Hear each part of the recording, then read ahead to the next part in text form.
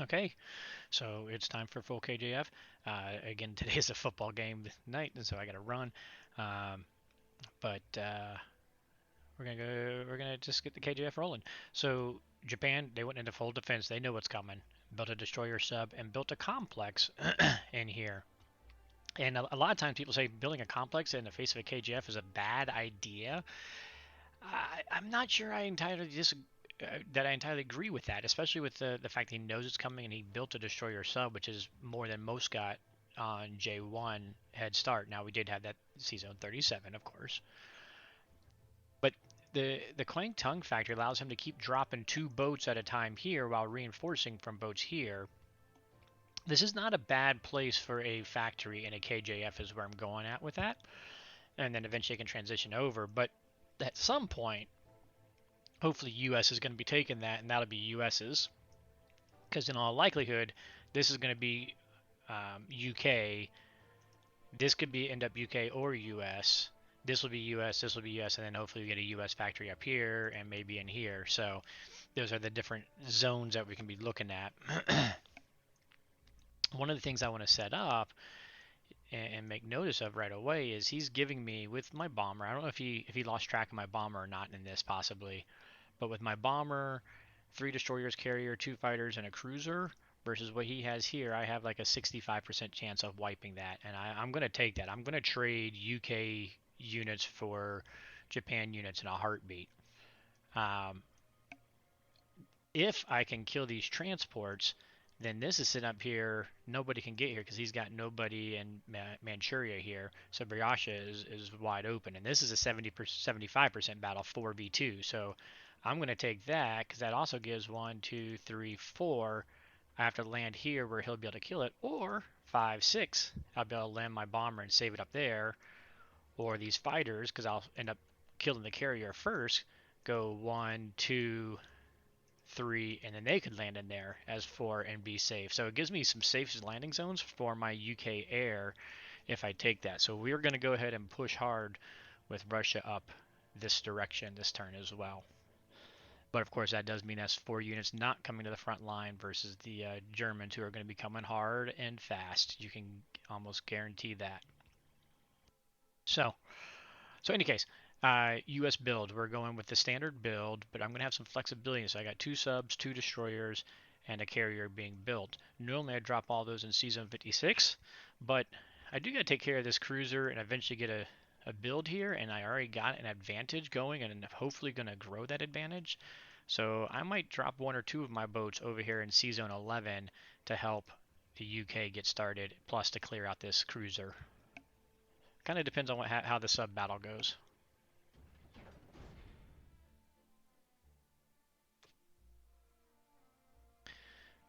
So with that in mind, we are going to take out the sub using the fighter, let the bomber come take care of this transport instead of having to use my Russia fighter there because I want to use him on the front lines here.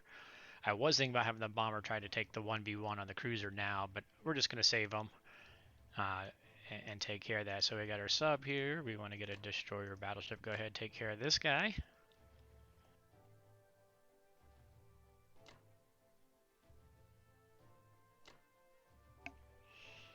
Sure, we get that one taken care of.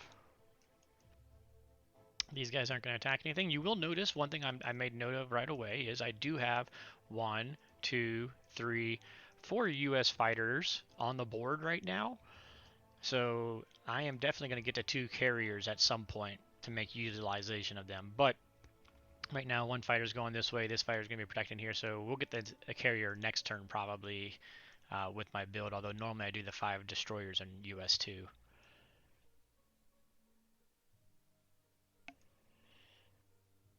That.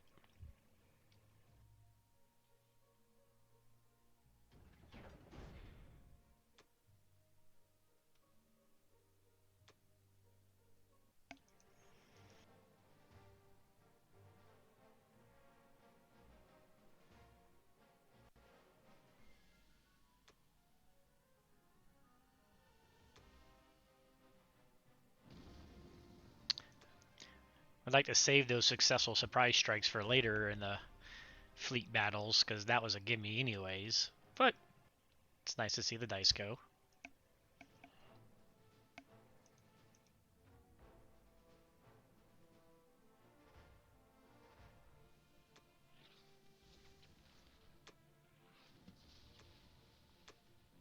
All right. Phew. All right.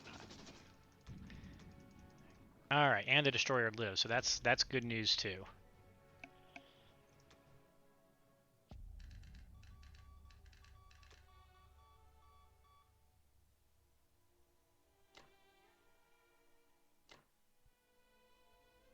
Actually,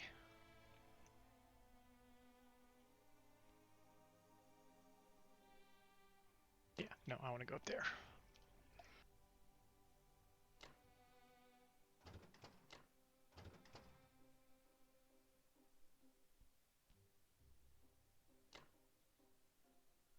I could fly the one down there, but I want to have a lot of times I go north first with my pressure, so we're gonna want to have that.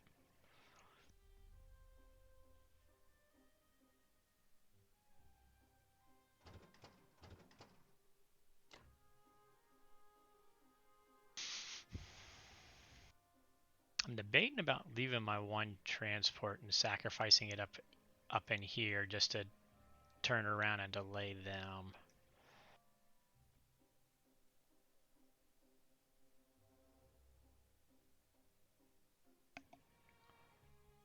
You know what? I think I'm going to do that. We're going to come down here so I can continue just in case for backup for Africa, or I can continue on that way, or with my build here, I can come up here and then next turn help UK with Iceland or Norway or something along those lines. Maybe I should go that way first, but I don't want to put them in C-Zone 10 where the cruiser can attack them right now anyways and never get anywhere.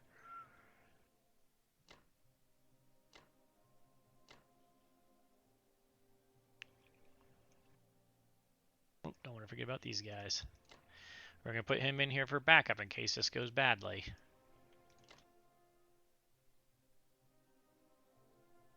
Poorly, I guess is better language skills.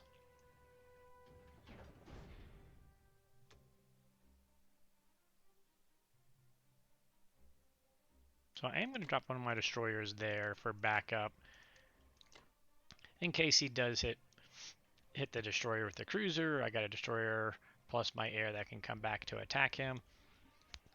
Otherwise, I can start working that destroyer up and then come in to help out UK eventually. Or I can have my two destroyers come down here where they can hold off a bomber. Probably not the extra UK fighter since he did take Morocco or Gibraltar though. So anyways, options. Just trying to leave options open.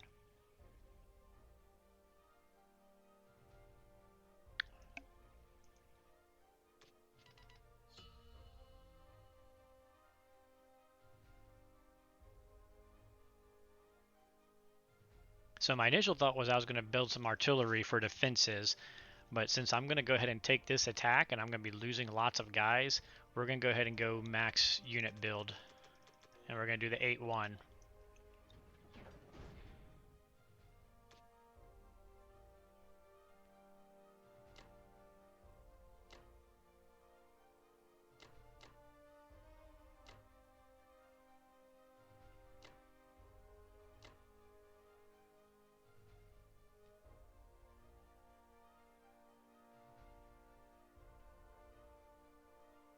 I want to take all of these so I can put my tanks down here again just as a backup to India because I like having my tanks and Caucasus R2 as backup.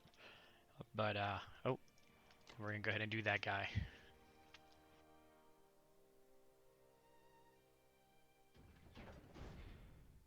So I'm going a little heavy on my attacks, which I normally don't like doing this on a KJF, but I don't know. I just felt like doing it, I guess.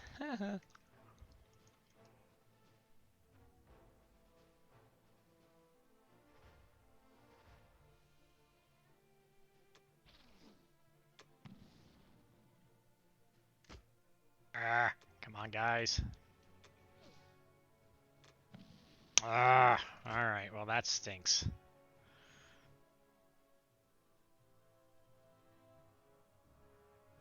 Deep breath. All right, I'm gonna do one more. Whiff. Come on. Come on. Give it to me. Ugh, gosh, darn it.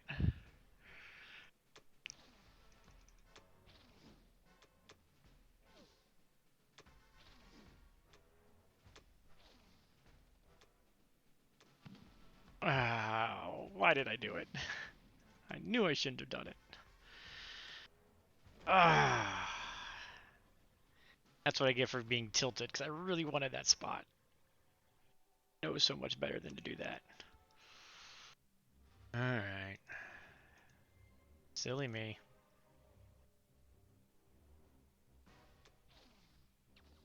Oh, come on. Come on. Thank you. Ugh.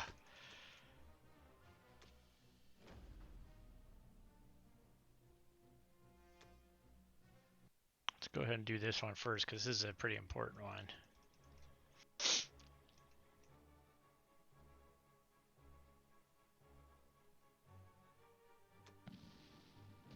There we go. Alright, well that's good. I'll take that for sure. I mean, I hate that I had to send that I sent so many, but maybe they'll get a couple hits in defense back at least.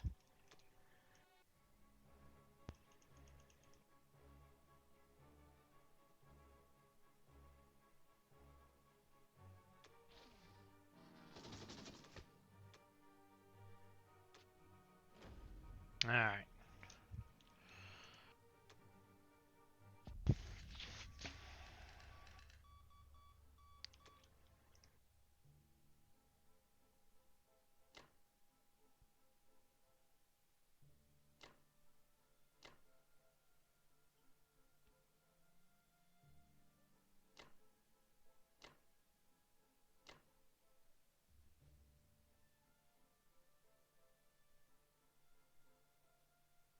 I almost want to throw that AA in there and make him work for it.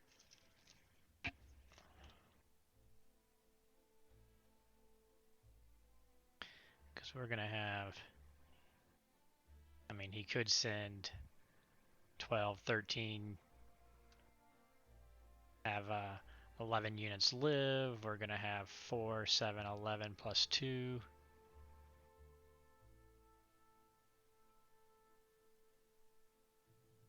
Yeah, I'm going to throw the AA in there.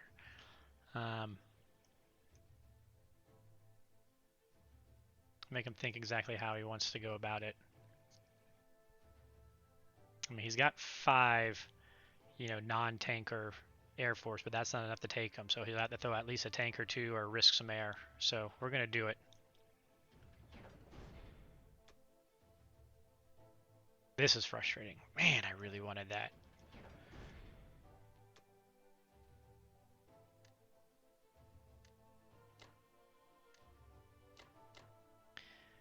Because that does mean now that the bomber needs to be... I need that bomber for that extra firepower in this battle, but it's going to have to be sacrificial. Because it's best case it lands here and it's going to get wiped out. Alright, well, there we go.